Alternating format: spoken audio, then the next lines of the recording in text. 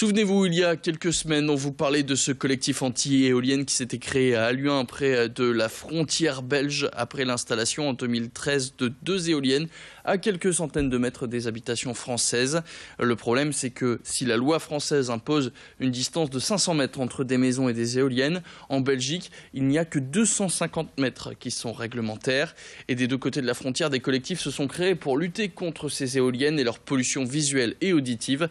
Pétition qui a récolté plus de 1500 signatures. Les habitants ont aussi lancé un recours devant la Commission européenne qui a été jugé recevable, mais c'était déjà en 2014. Et le pire, c'est qu'une troisième éolienne pourrait même être construite par la société privée qui est propriétaire des 2 autres.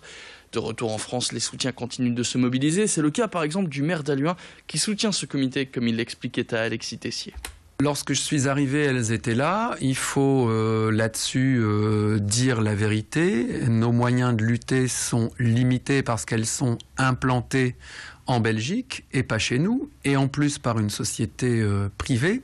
Nous avons un collectif à Halluin emmené par monsieur et madame Losfeld qui sont des riverains concernés côté français, hein, ce sont des Halluinois qui mènent une action formidable, qui ont introduit un recours devant la commission des pétitions de l'Union européenne, qui a transmis à la commission de l'environnement de l'Union européenne. Ce recours a été jugé recevable, ce qui est déjà très bien, mais déjà en 2014.